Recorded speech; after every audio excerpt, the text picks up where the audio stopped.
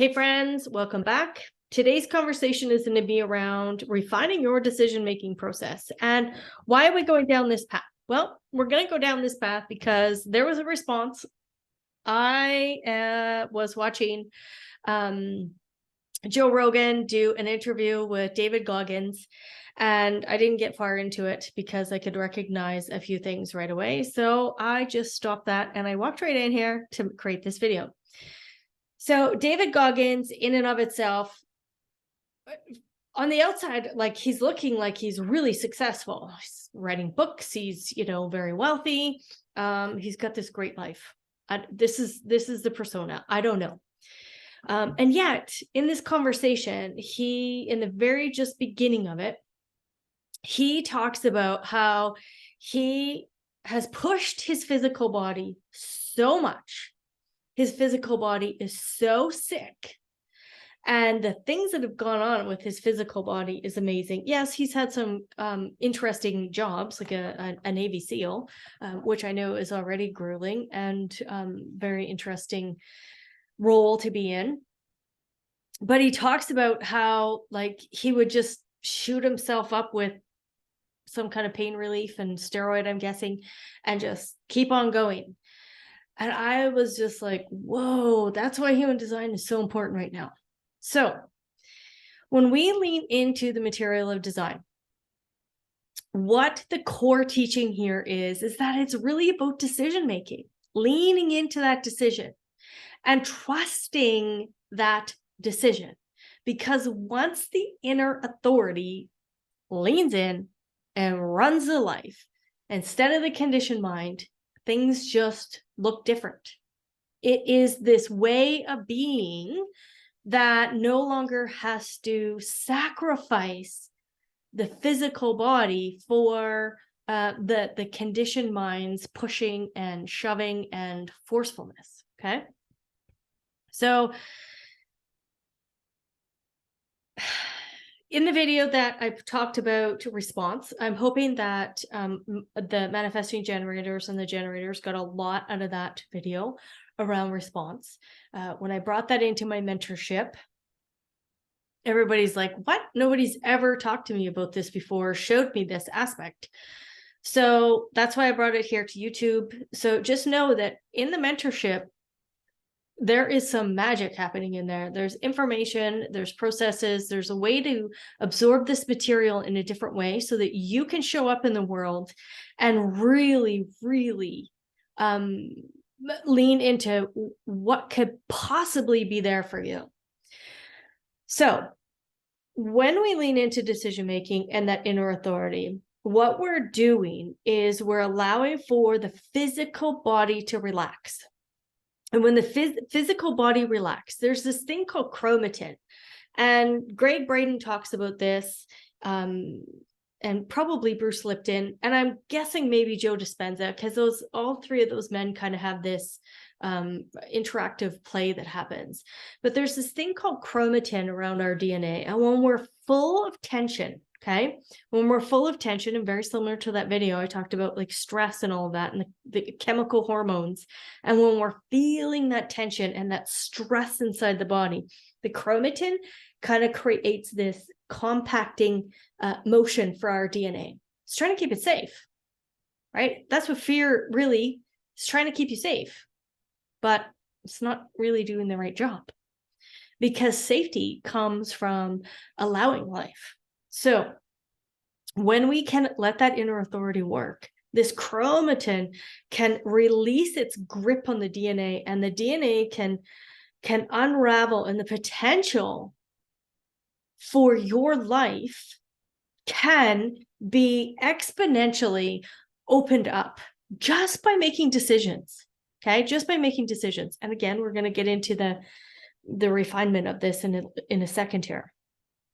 So that relaxation, opening up, what happens there is photons and the neutrino stream can now enhance the process. Photons are everywhere. And what is that? That's kind of like an enlightenment process. Okay, it's kind of like an enlightenment process where all of a sudden now the DNA is more enlightened because it's unraveling and it feels lighter. Like when you're relaxed in your body, like go for a really nice massage, or you have a really profound meditation, or you sit in a hot tub and relax, whatever's relaxing for you, your physical body feels lighter. Okay, so when we look at cognition and this refinement process for our decision making, so cognition is the Sun Earth tone on the design side. It's correlated with determination, which means it is correlated with the nourishment of the body, how we nourish our body. And if all of this language feels like it's kind of not familiar to you, I do have a very, very inexpensive product down below around PHS, and the variables and that down below. Okay. Just going to share my screen. So this is from a document from Jovian Archive. Okay. And here, this image is from them. Now, at the core of everything, the core of all of this, it's sound. Okay. It's sound. And why is it sound? Because it's frequency. Okay. There is this frequency that happens, this acoustic that happens. So everybody has the capacity to well, there's deaf people as well that at times I believe that they can feel sound because there's a frequency to it. So this sound aspect is available to everybody. However, if you are tonal left, smell, taste, and outer vision are going to be a part of your refinement for your decision making. So if it is smell the other person, smell the invitation, smell the request for your energy, smell the initiation. If it is taste, breathe in, take the air over your tongue, breathe that in, breathe in the other, breathe in the invitation, breathe in the request for your energy, breathe in the initiation. And then outer vision, what does it look like? Is it aesthetically pleasing to your outer vision? And left is designed to focus. So there's lots of things that are going to be missed, and that's okay. But just allow yourself to use these three aspects, depending on if what your tone is. Look at the triangle that is beside your design Sun Earth. Look at the triangle. It'll tell you in there. Okay. On genetic matrix. I don't know about all the other ones. There's so many popping up now. I can't keep up. And I actually can't really even read them because of all the different wonky colors that everybody uses. So take a look at that and then really pay attention. The next time you're making a decision, know your tonal architecture and lean into it. Okay. Now, what Ross says, because he's so much left, he kind of gets freaked out when he talks about rights. So rights is like the magic, right? The magical aspect, because it's really unseen. Okay, it's unseen. We don't know it. We are trying to explore it, but we don't really understand it 100%. These are things that Greg Braden and Joe Dispenza and Bruce Lipton and the HeartMath organization institute, that's what they are trying to do, right? Is like bring life to all of this. So that inner vision. So when you're having this decision bump into you, close your eyes. Just close your eyes. It's all available to you. All the information necessary for that decision is all available to you if you just close your eyes. And I'm going to say this. This is why we want to relax, because if we're tense, the not self mind is going to take you down a path that's probably not healthy for you. So just close your eyes. You notice that I close my eyes a lot because I am in that right tonal architecture. It's not that that's my cognition, but because it's like, you know, in there, I do close my eyes a lot as well. I have a totally open head, totally open ajna. So in order for me to not be distracted or lose focus, I do close my eyes. Now, when we get down here to the solar plexus, this, my friends, this right here, this is where we're moving to. Okay, this is where life is taking us. And it is feeling. This is my cognition. So feeling the electromagnetic, reading the auric field. So there is so many stories that I could share all day long about how my response mechanism moved me. I just felt something. I couldn't explain it at the time until I get to wherever I'm going. And then I understand, oh, that's why I'm here. Now I get it. But there is this feeling that happens in a decision, when someone's pulling on my energy. There's a feeling that takes place. And when that feeling is gone and the sacral energy is done, I'm out. Okay. Touch. This one I love. Raw kind of gets a little freaky when he talks about it. It's kind of cute. But touch is all about, like, most of the information that you need can come from a touch. So just having a conversation with a client a few weeks ago. So touching the food in the grocery store, touching the books along your bookshelf. And then all of a sudden just one pops out, touching the pages, flipping. There's the information that I need. Excellent. Close it up. Done. Put it back. Putting your hand on someone, putting your hand on their leg or on their shoulder brings a whole new level of awareness and cognition to your experience. So again, something that I want to say to you is that all of this material that human design has, and I'm looking over here because I have stacks and stacks of it. I love the feeling of the energy of the words just around me. When people come into human design, right, it's really heady. This is a massive amount of material. It's a massive amount of information. So it gets really heady. And then what do? This is just what the not self mind wants to do, but the not self wants to rail against it because it doesn't want to let go of the decision-making process, and it wants to change it to appease itself. So what's really fascinating to me is that I do not hear any of this controversy in Richard Rudd's Gene Keys and the contemplation process that he has laid out. And yet you come to human design and there's so much controversy. There's so much of the material that everyone wants to change.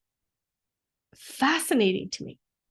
But because the conditioned mind is involved, that's what happens.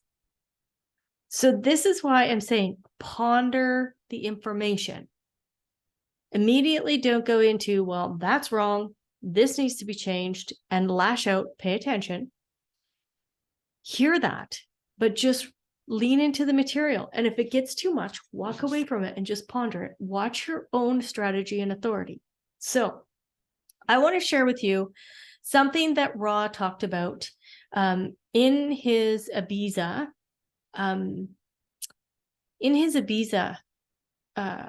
He did a retreat. So I want to bring this to you. And what we're talking about is right cognition and the right stuff in a left world. Okay. Now I'm going to share this. I put it through Otter. It's going to be a little bit. So I'm hoping that there's no copyright strikes put on here for sharing this like 6 minute chat of Ra's, but hopefully this will work. So basically what he's talking about is that in his the very first time he taught, the guy that he was with was so excited about this. He had rented a huge space, and Ra walked in and went, oh my God, there's so much space here. And there was nobody showed up until just a few minutes before. And then 3 people came in. So it felt like, oh my goodness, he was like, is this going to be my life? What's going on? But anyways, we're going to start here. And what he leans into is the capacity to live our life with our inner authority and know that there's joy in this if we allow joy to happen. So I am now just going to hopefully... You live your life. There. You live your life, you know, and living your life means you don't do anything. See, people don't understand that about inner authority. Inner authority means you never have to do anything again as long as you live. Now you don't understand that, do you? But it's true. The Druids knew this. You know, they said, do without doing it, everything gets done. And people listen to that and think the Druids are crazy. You know, what does that mean? See, the mind wants to do, but the doing gets done. It has nothing to do with the mind. All the mind can actually do is try to figure out what's happening, which it doesn't always do very well. But the doing gets done. When you're in your inner authority, you are simply alive. Alive. See, most people don't live in their aliveness. They're either looking over their shoulder or they're looking down the road. They don't live in this. You know, this is the way in which your life unfolds. People are forever saying to me, oh, Rod, you did a great job. You know, all this hard work, all these years. I think they're crazy. Because that's not what my life is. I wasn't doing anything. I was in a box that was moving and talking to people, and I was watching. I wasn't in charge of it. What I said, when I said it, where I said it, how I said it. I mean, you know, some nights I go home and I think to myself, Jesus, you said some things tonight, you know. I have no idea. I just let the movie unfold because I'm not afraid. It's not because I'm more this or that than any of you. There's one place where we're really different. I have no fear. I have no fear. I'm not afraid of life. I'm not afraid of being. I'm not afraid of the world. I'm not afraid of gods, demons. I'm not afraid. I have no reason to be afraid. I carry armor. I'm perfectly protected. My spleen guides me and guards me in a way I never could have imagined. And whatever those, you know, slings and arrows are, they don't make any difference. They don't mean anything. See, to be without fear. Oh, it's beautiful. This is what inner authority gives you. To not be afraid about your worth, your value, your beauty, your this, your that. To just relax into what it is to be you and see it unfold. See, I used to try to talk to people about mythology. Mythology. See, I know that every single being is mythological. You know, outside we were talking about crosses. You know, the 69,200 crosses. You know? And in all of those crosses, each one of them is a mythological archetype. And each of those mythological archetypes are broken down into various nuances. Because we are unique. We are each archetypes. We are very special. And the mythology is something that you can only live when you watch it. When you watch it. I've had an incredible experience watching what it is to bring something new into the world. This has been my journey. It is my mythology as a clarion. And I get to watch it. I don't make it happen. I get to watch this machine operate the way in which it was intended to operate. It is my entertainment. And I am entertained by my mythology. Because the moment that you see yourself mythologically is the moment that you see the archetypes. You see all the patterns. You see what patterns are there for you that have been repeated endlessly. Endlessly. We are mythology. This is the power of uniqueness. See what we yearn for, what we all need, is enough of us to be correct so that the mythology begins to express itself and we can recognize it. See it. Begin to understand that there is this beauty that is there in all of us. So simple to get there. Remember, it is an experiment. It just means you launch yourself into it and you see. Because once you give yourself fully to that experiment, the experiment will not deny you what is yours. It can't. You get the freedom of what it is to love yourself. To love yourself. Not false love. Not some kind of motivational story. But the truth. That you're special. That you're unique. That you have gifts. That nobody knows you. That you are not here to be known in that way. That you are profound and alone. That you carry within you everything that is necessary for you in this life. You lack nothing. There is nothing to lack. There is nothing to miss. There is only the perfection of your life to be lived as yourself. Oh yeah, we have nuances. We've got lefts and rights and left angles and right angles and this kind of type and that kind of type and this definition and that and blah, blah, blah, all that stuff. Sure. We are different. But we're here to embrace that difference because the game is just about up. This is the chance. This is what this knowledge gives us. It's a chance at the end of a long line of suffering to find joy. We are not here to be denied joy. We're not. You know, the joyous is the beginning of all patterns. We are not here to be denied joy. It is here for us. But the only way that we get to it is that we allow it to come into our lives. You can't chase it any more than you can chase enlightenment. All you can do is be correct. In the correctness, whatever it is that is going to be there for you, it will be there. That's what matters. Nothing else. Nothing else. All right. That's it for today. So recognize that the inner authority takes you to a whole different space. We don't have to diminish our bodies. We don't have to sacrifice. None of that has to happen. We can just, as he says, be in this box and watch it take place. So lean into your cognition. Again, if that is, confusing to you or you want help with that, I still do one-off readings or sessions or analysis. The mentorship group, the self-study, or that smaller PHS product is also there. The material is heady. Don't change the material to appease your not self. Lean into the material, watch it happen for you, and just allow yourself to relax in to your magic. All right, friends, until next time.